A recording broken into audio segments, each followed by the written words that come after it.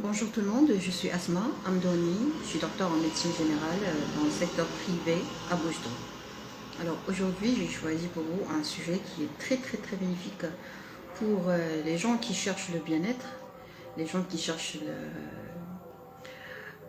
une vie prospère, une vie de qualité, des relations de qualité. Alors le sujet d'aujourd'hui c'est comment pouvoir éviter d'avoir des relations toxiques avec les bonnes personnes. Donc, quand je dis les bonnes personnes, c'est-à-dire que tu es sûr que ce sont des bonnes personnes. L'exemple le plus concret, si vous voulez, c'est la relation patient, enfant-mère ou enfant-parent en général.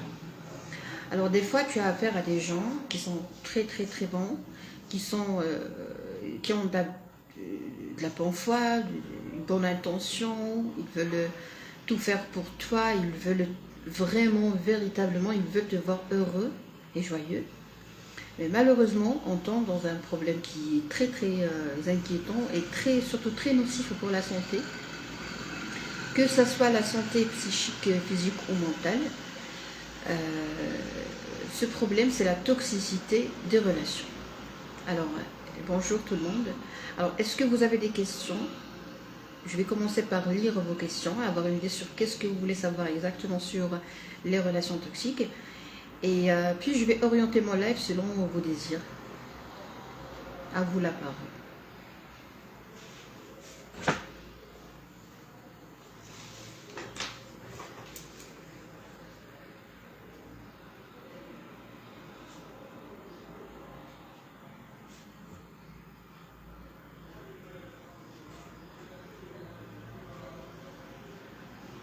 Bonjour tout le monde. Ah oui, avant d'oublier, j'ai envie de dire qu'il y a plusieurs faux comptes qui essaient d'arnaquer les gens en se faisant aller pour Dr Asma, qui est moi. Donc c'est pas moi, je ne vends pas des médicaments, ce sont juste des criminels qui essayent de vous arnaquer à travers cette usurpation d'identité. Donc faites gaffe s'il vous plaît. Et quand vous avez un problème de santé par exemple, n'hésitez pas à contacter directement votre médecin traitant. Bonjour tout le monde. Votre médecin traitant, il faut qu'il y ait une relation de confiance entre vous et un seul docteur de famille, un seul médecin de famille. Comme ça, vous allez être entre de bonnes mains et vous allez même avoir accès à un service VIP. Ce service, c'est avoir un conseiller médical. Parce que le médecin généraliste ou le médecin de famille, c'est votre manager médical, comme je le dis toujours. Effectivement, docteur, merci. Alors, pour les relations toxiques, écoutez, les relations avec les minables, ça ne m'intéresse pas aujourd'hui. Les relations avec les misérables, ça ne m'intéresse pas aujourd'hui. Aujourd'hui, on va se concentrer sur les bonnes personnes. Uniquement les personnes qui méritent notre attention, qui méritent notre concentration et qui méritent un investissement émotionnel pour pouvoir vivre avec eux. Parce que c'est très important, soulignez-moi ça, le mot mériter. Pourquoi? Parce que des fois, je touche la toxicité, je touche l'énergie négative chez les patients. Pourquoi? Parce qu'ils font de la lecture, mais ils ne savent pas que la lecture peut très bien te pousser à développer une dépression. D'accord? Donc, la lecture, par exemple, c'est une relation qui peut être toxique comme elle peut très bien être très bénéfique pour la santé. Bonsoir docteur, merci pour tes vidéos, j'apprends beaucoup de choses avec vous. Ah, merci à vous pour cet encouragement, je vous en prie. Alors, la toxicité, en fait, ça ne veut pas dire que la chose ou la personne est mauvaise.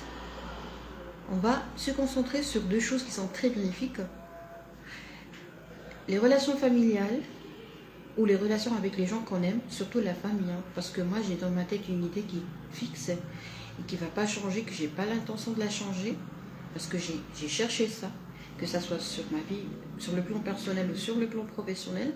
Et j'ai remarqué qu'il y a une grande différence entre ma famille et les autres. Donc, si vous voulez être en bonne santé, d'après ma modeste expérience professionnelle, je me permets de vous donner un conseil. Essayez de faire une grande différence et de distinguer et de donner la priorité à votre famille. C'est très important. Parce que quand tu parles avec un frère ou une sœur, c'est ton frère, c'est ta sœur. Ils resteront toujours des membres de la famille. Quand tu parles avec ton père, avec ta mère, ils resteront toujours des membres de la famille. Mais quand tu parles avec ta copine, avec ton copain, même avec ton époux, même avec ton épouse, garde toujours dans ta tête que tu parles avec un étranger. Pourquoi? Parce qu'il a la capacité de devenir un étranger. Il y a moyen de ne plus y avoir de liens familiaux entre vous. C'est très important. Pourquoi? Parce que ça nous permet, nous les médecins, d'aider les gens à minimiser le risque de développer une déception. Alors pourquoi on s'intéresse à ce type de développement personnel médical? Parce que moi je suis contre le coaching. Le développement personnel médical, c'est quand en fait, c'est essayer de trouver les axes, si vous voulez, de la dépression, les axes de la dépendance. Alors parmi les axes de la dépression, de la dépendance, de la souffrance psychique, de la tristesse, nous avons premièrement la déception. Bon, pas premièrement, mais nous avons la déception. Si vous avez un carnet, je ne sais pas comment vous travaillez, mais moi j'ai un journal intime que j'aime beaucoup. Et je vous conseille d'avoir une sorte d'agenda, comme ça vous allez noter les belles choses que vous avez découvertes durant votre vie. Mais je vous invite à écrire ce que je vais dire parce que c'est très important. Les choses qui détruisent les gens, c'est la toxicité. Et la toxicité a des axes. Les choses qui rendent quelqu'un triste sont très toxiques. On doit les connaître. Alors, moi j'ai découvert qu'il y a certaines choses que tout le monde doit connaître. Premièrement, la déception. Pourquoi tu es déçu? Quels sont les mécanismes de la déception? Alors, être déçu, cela veut dire que automatiquement, tu as vécu un sentiment de confiance. Tu as éprouvé un sentiment de confiance qui est très important. Parce que la déception, elle est proportionnelle au degré de confiance. Donc le problème n'est pas dans la personne qu'elle t'a déçu, mais le problème c'est dans ton investissement. Par exemple, dans le domaine des affaires, si tu as 100 millions, ok, je pense que ce n'est pas très sage de s'investir avec 100 millions. Est-ce que vous êtes d'accord avec moi? On va s'arrêter pour connaître vos réponses parce que c'est très important. Madame, s'il vous plaît, j'ai une difficulté de communiquer avec mon épouse dans tous les sujets. C'est-à-dire, il y a un petit écart. Alors ça, c'est une très bonne question. Alors, quand il y a un grand écart ou un petit écart entre les partenaires, excusez-moi, je vais répondre à la question et comme ça, on va donner aux gens la possibilité de répondre tranquillement. Donc, ma question, c'est comme ça. Déception, grande confiance égale grande déception. Petite confiance égale petite déception. Alors, on va comparer la confiance à l'investissement dans le domaine des affaires. Si tu as 100 millions, par exemple, est-ce que tu vas t'investir en utilisant ou avec 100% de ce que tu possèdes? Oui ou non?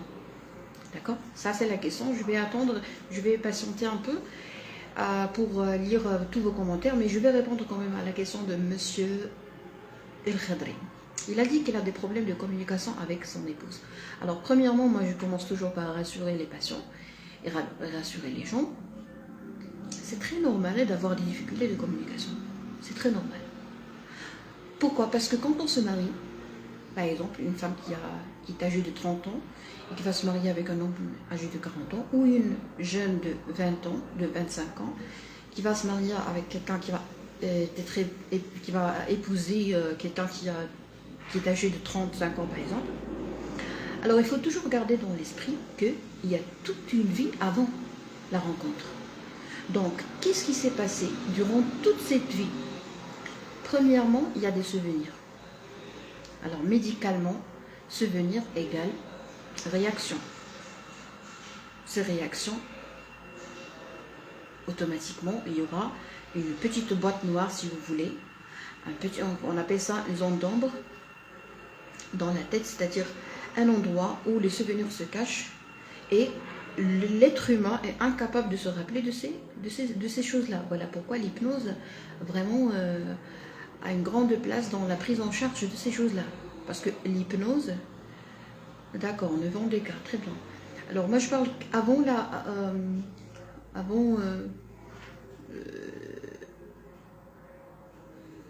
avant le mariage, je pense, ou avant d'avoir eu des enfants, avant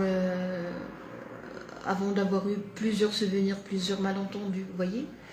C'est comme si on va reculer un peu en arrière et pour savoir et pour donner des conseils à d'autres gens qui vont se marier avec un partenaire, je dirais pas toxique, mais un partenaire avec qui la communication est difficile. Très bien.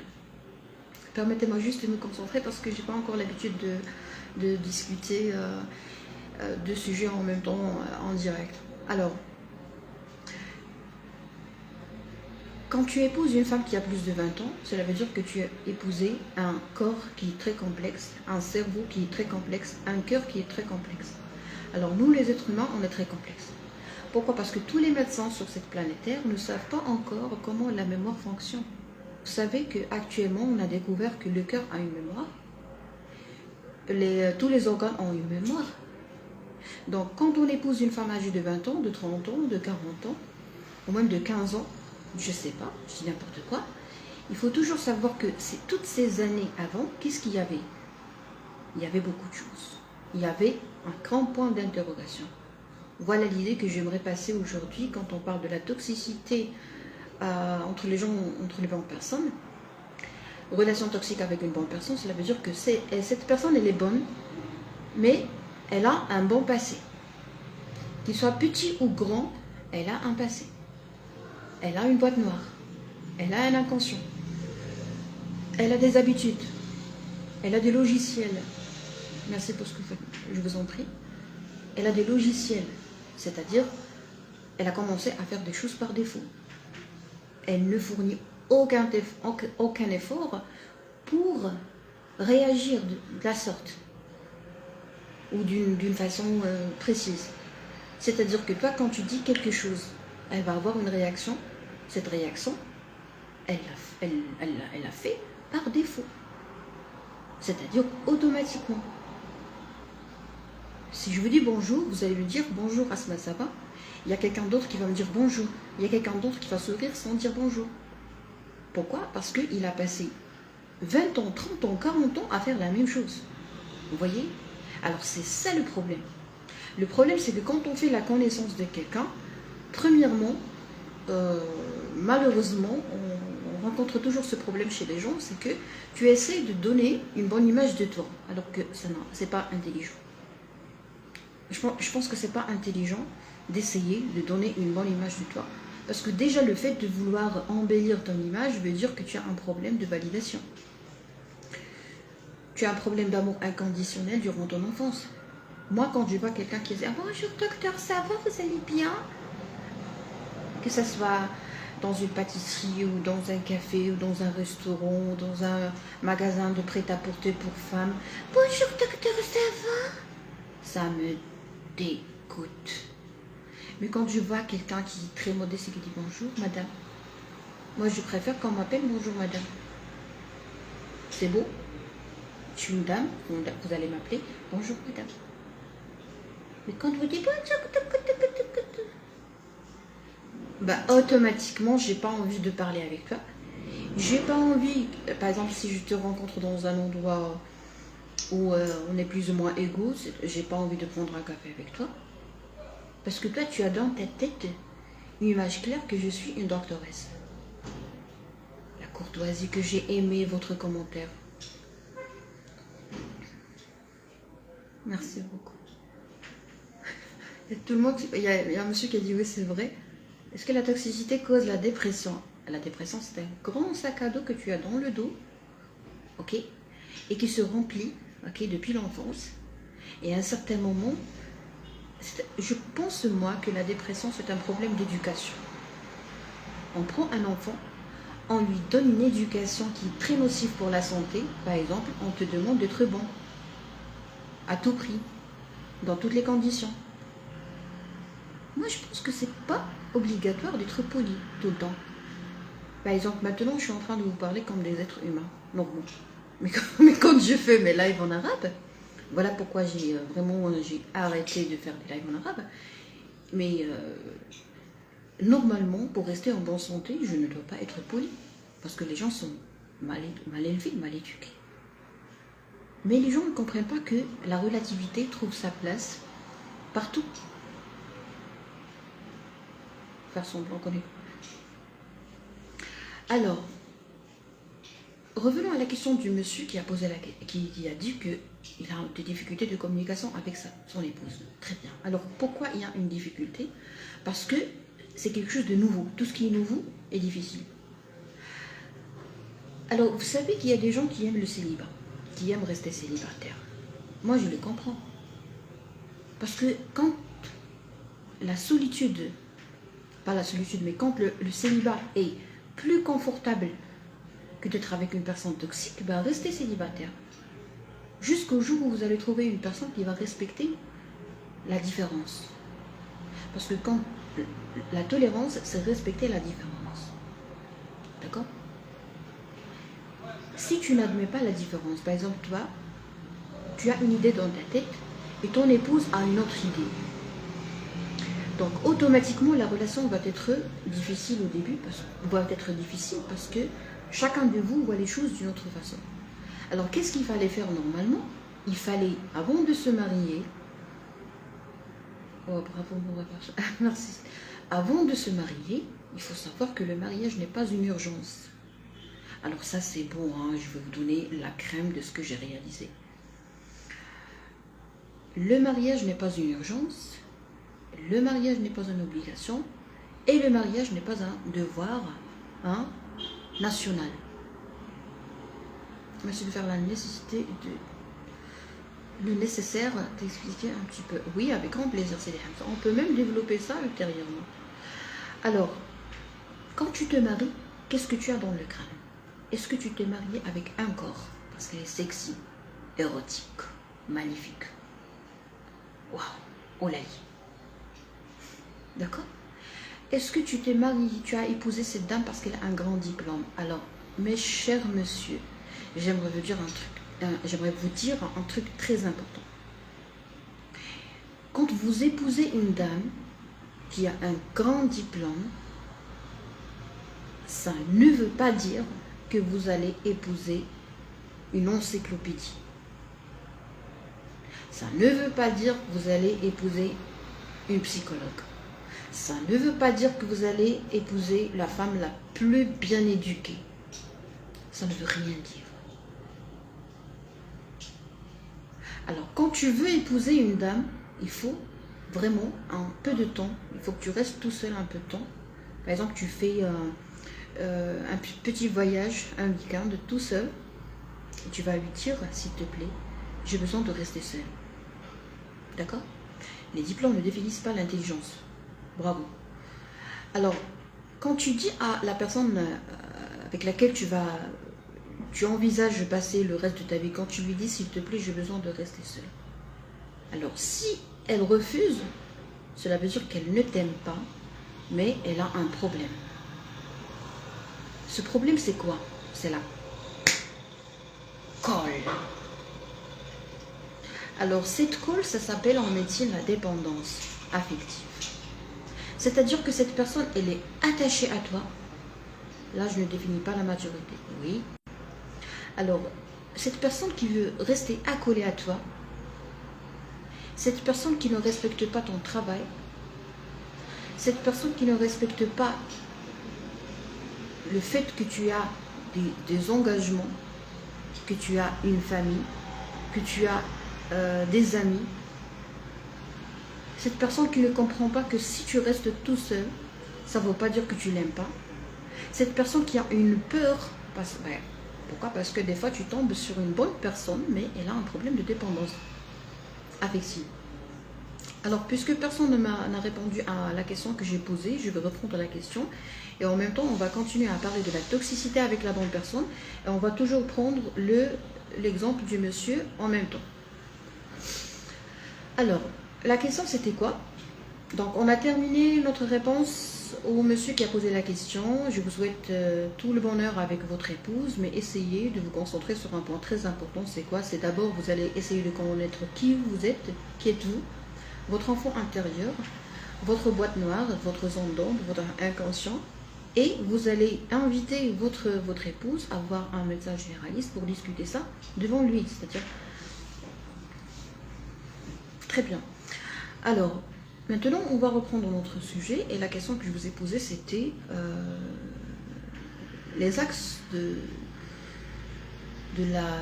l'autodestruction, si vous voulez. J'aime bien ce terme, autodestruction, c'est-à-dire que c'est toi qui as voulu te détruire. Nous avons la tristesse, nous avons la dépression, nous avons les phobies, nous avons les troubles anxieux, nous avons beaucoup de choses qui font souffrir les gens, mais quand on cherche, quand on creuse un peu, on voit qu'il y a des choses qui sont très puissantes. Il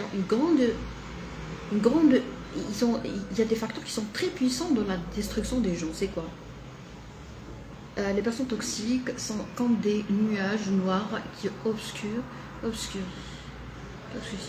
le ciel de notre vie. Oui. Le ceci que j'ai pas pris le temps avant de se marier avec elle, même pas 3 mois de rencontre. Aïe aïe aïe, c'est express, mariage express. Mais c'est le destin. Merci, bravo, merci. Alors, comment peux-tu te détruire facilement? Comment peux-tu devenir triste facilement? C'est simple. Je vais vous donner quelques ennemis, ok? Quelques axes, si vous voulez, de la tristesse, de la souffrance et de la dégradation sur le plan même physique, hein, parce que aujourd'hui on parle de la médecine générale, la médecine 5 étoiles comme c'est écrit. Premièrement, nous avons la déception. Alors, il faut lutter contre la déception. Si je ne veux pas que mon enfant souffre de la déception, il faut que j'apprenne à mon enfant à ne jamais compter sur quelqu'un pour être heureux. Alors, si vous avez remarqué, je partage avec vous certaines photos de bonnets que je fabrique et que j'offre gratuitement à mes patients. Pourquoi je fais ça? Pour plusieurs choses. Premièrement, je vais vous montrer, je pense que j'ai un échantillon ici. Alors ça, c'est un bonnet que j'ai fait, regardez.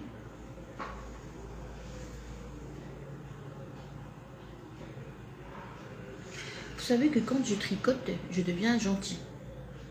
Je vous assure. Si vous avez une dame qui est vraiment très agitée, en colère, donc je vous invite à l'inviter à découvrir ce qu'on appelle l'art-thérapie, c'est-à-dire tu vas créer des choses et tu vas, quand je fais la finition, par exemple, pour que tout soit caché, regardez.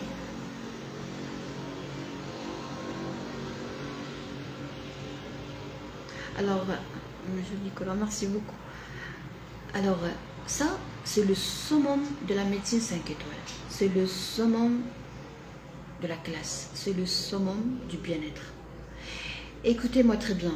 Ici, si vous avez remarqué, je n'ai pas le droit de commettre une erreur. Parce que si je commets une erreur, je vais devoir tout refaire. D'accord? Et quand je fais la finition, je ne fais pas les choses n'importe comment. Donc, dans ma vie personnelle et mes contacts, et comment je parle, et comment je traite les choses, je ne parle pas avec n'importe qui. Très joli, j'adore. Merci, Madame Fatima, vous êtes très aimable.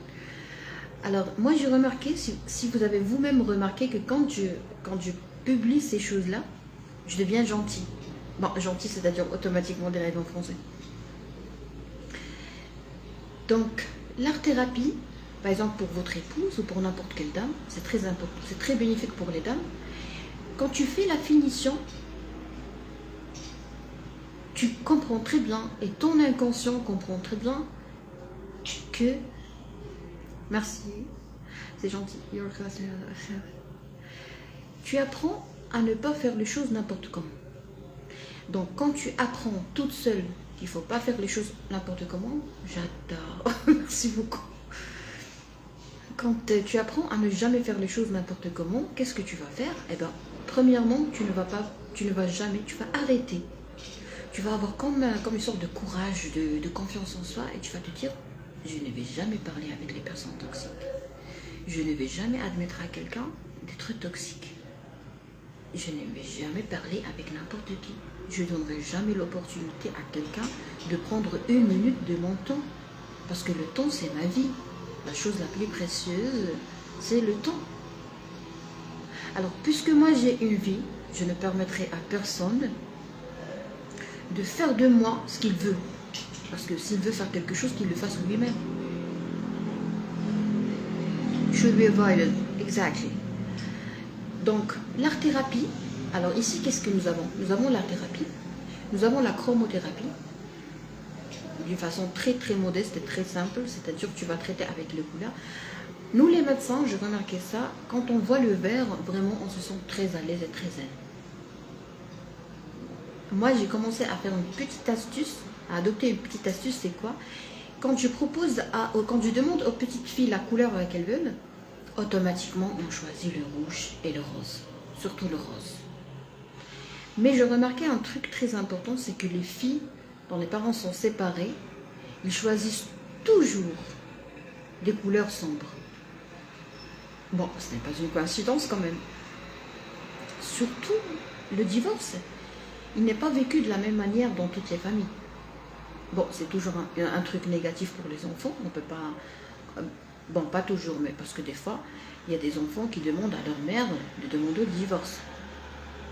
C'est horrible, ce que je suis en train de dire est horrible, mais c'est vrai. Par exemple, il y a des filles qui me disaient, qui m'ont dit, docteur, je suis heureuse parce que ma mère a demandé le divorce parce que mon père tabassait tout le monde.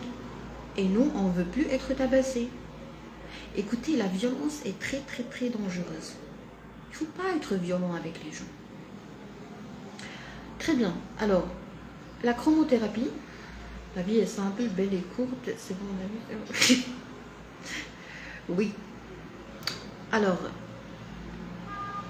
quand l'astuce que j'ai commencé à adopter, c'est quoi? C'est en fait, je fabrique quelque chose, je choisis la couleur que je veux, et puis j'offre ça aux enfants. Alors ça, pour moi, c'est un progrès. Pour moi c'est comme si j'ai réalisé un truc miraculeux. Pourquoi? Parce que j'avais ce problème de générosité excessive. Je voulais faire plaisir aux gens. Mais ça faisait mal à mes yeux. Ça fait mal à mes yeux. Donc, qu'est-ce que j'ai choisi? J'ai choisi, ou j'ai préféré, faire quelque chose qui va me faire plaisir et qui va faire plaisir aux autres. Mais vous n'avez pas le droit de souffrir pour rendre l'autre heureux. Il est strictement interdit de vous utiliser ou de permettre à vous-même d'être consommé pour que l'autre soit à l'aise. Ça s'appelle l'égoïsme. Alors, il y a un égoïsme nocif, il y a un bon égoïsme. Si tu es égoïste avec moi, je le serai. Mais là, pourquoi les gens n'arrivent pas à être égoïstes comme moi? Je parle du bon égoïsme, bien sûr. Parce que durant l'enfance, on apprend et on fait apprendre aux gens et on grave dans son esprit, dans son crâne, dans sa mémoire, comme quoi tu n'as pas le droit d'être égoïste. Et que si tu t'aimes, c'est-à-dire que tu es égoïste. Aïe aïe aïe, j'ai perdu vos commentaires. Pourquoi j'ai choisi ça? Chapeau pour vous, merci, c'était Tarek. Alors, pourquoi j'ai choisi cette couleur? Écoutez, je vais vous dire un truc très important que j'ai appris dans la chromothérapie. Je n'ai pas étudié ça, mais j'ai fait une petite recherche. Et j'ai appris que chaque organe de notre corps, vous voyez pourquoi je vous dis que le corps humain est très complexe.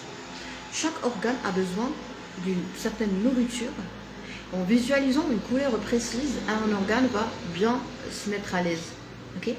Donc je traite mes organes en regardant, en visualisant des couleurs pendant une certaine durée. Et c'est vrai. Et notre état d'âme, notre état d'humeur s'influence et influence nos choix. C'est-à-dire quand tu rentres Bon, pas sans rentrer. Quand tu mets un maquillage, quand tu vois une femme mettre un maquillage qui est très très très très flagrant, qui est très foncé, qui est très soirée si vous voulez, et il ne faut pas se précipiter à juger, mais il faut se dire que cette dame, elle va pas bien. Ok? D'accord? Cette dame, elle va pas bien. Donc c'est parce qu'elle va pas bien qu'elle a choisi ces couleurs. Et en même temps, nous avons, dans l'autre sens, si je mets de belles couleurs, je vais me sentir bien. Alors là, je vais partager avec vous, j'ai envie de partager beaucoup de choses, beaucoup de belles choses aujourd'hui. Elle est libre de son choix, de parler français. Oh, merci Madame Fatima, vous êtes merveilleuse. Bravo vos réponses. Alors, moi je suis déjà partie, je ne sais pas si vous connaissez le Ma'arif, c'est un endroit à Casablanca, parce que moi j'ai grandi à Casablanca, enfant. Et là-bas, il y a une dame qui a un très beau magasin et qui vend des foulards, des châles. Ok. Quand je suis partie, j'ai cherché un foulard simple, couleur simple. Je ne peux pas vous dire la marque parce que j'ai pas envie de partager ça. Donc moi, j'ai cherché quelque chose de très simple et elle m'a proposé quelque chose qui est vraiment très, je dirais pas audacieux, mais elle m'a proposé un foulard que j'ai déjà mis dans plusieurs publications avec de orange et tout, des motifs et tout. Alors moi, au début, je ne peux pas vous cacher, avec un esprit sportif, je veux dire que vraiment, j'ai eu peur de mettre ça, j'ai pas osé. Et elle m'a donné une bonne leçon. Vous savez, quand on achète quelque chose de quelqu'un de qualité, quelqu'un qui a une culture, qui connaît très bien la culture de ce qu'il vend, de ce qu'il fait. Déjà, tu vois qu'elle a un tout petit foulard ici, sur le cou, et d'une façon très élégante. Donc, quand la personne qui marchandise des trucs est bien cultivée sur un point, mais vraiment, tu vas apprendre certaines choses d'elle. Monsieur Edham, s'il vous plaît, si vous arrivez à comprendre ce que je suis en train de dire en français, tant mieux. Continuez à vous concentrer. Si vous n'êtes pas concentré sur ce que je veux dire et vous voulez aider d'autres personnes à comprendre ce que je suis en train de dire, cela veut dire que vous ne m'aimez pas, vous ne vous aimez pas. Vous avez un problème d'amour de soi. Vous n'avez pas une valeur entre vous et vous-même, vous n'avez pas une valeur. Vous pensez toujours à l'autre. D'accord? Vous n'allez pas avancer dans votre vie. Vous devez être égoïste. Vous n'êtes pas un Dieu. Vous n'êtes pas un Dieu pour penser aux autres. Cordialement. Alors, cette dame, elle m'a fait une petite formation. Elle a même partagé avec moi d'autres histoires. Bien sûr, elle a fait le neuromarketing. Mais moi, ça ne m'intéresse pas que tu me manipules d'une belle façon, que j'apprenne de toi des choses, que je devienne plus belle grâce à toi. Ça ne me dérange surtout pas d'être manipulée de ta part, même si je le sais. D'accord? Elle m'a raconté une autre histoire d'une femme. C'était, je pense, une institutrice ou professeure, je ne sais pas. Elle m'a dit qu'elle achetait toujours des couleurs sombres. Elle n'était pas comme moi. Moi, j'ai choisi ce qui est simple, mais elle choisissait ce qui est... Alors, les idiots ont commencé à parler. Pourquoi? Parce que j'ai répondu à un monsieur misérable. Alors, monsieur Edham, le misérable, vous avez enchaîné et vous avez encouragé tous les misérables à me casser la tête. Donc moi maintenant je vais pratiquer la langue de l'égoïsme, le bon égoïsme sur vous monsieur Edham. Voilà pourquoi je vais être vraiment ferme avec vous pour vous dire que je n'aime pas les misérables. Et vous, vous êtes un misérable. Vous allez partir chez le médecin et lui dire bonjour monsieur, je suis un misérable. J'ai failli gâcher le live d'une doctoresse parce que je suis misérable. Voilà. Vous devez guérir de ça. Vous êtes une personne toxique pour moi. Vous n'êtes pas mauvais. Hein? Vous n'êtes pas une mauvaise personne, mais vous êtes toxique pour moi. Voilà le sujet d'aujourd'hui. Voilà pourquoi, à chaque fois que je vais lire vos commentaires, je vais me dire vous êtes un danger. Et je ne vais pas répondre au danger. Adieu. Adios les pédos. Très bien. Alors, restons dans notre sujet merveilleux qui est le ma'arif, qui est les châles et les foulards de grande marque. Alors, Elle m'a dit qu'il y avait une institutrice qui choisissait toujours des couleurs très sombres. Et vraiment, elle baignait dans l'obscurité. Et un jour, elle lui a proposé un foulard. Donc la dame, elle a acheté 5.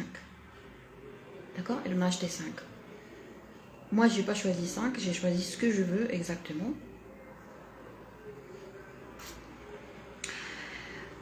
Donc, ce que j'ai remarqué, c'est que des fois, on a besoin d'un petit coup de main, coup de pouce, ou je sais pas moi. On a juste besoin de quelqu'un pour nous pousser à découvrir un autre monde. Donc, quand tu veux aider quelqu'un à découvrir un autre monde, qu'est-ce qu'il faut faire? Il faut lui prendre la main. C'est important. Parce que toi, dans ce nouveau monde, tu es un bébé, tu es un enfant.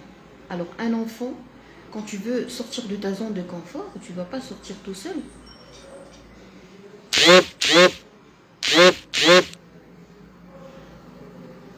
Alors,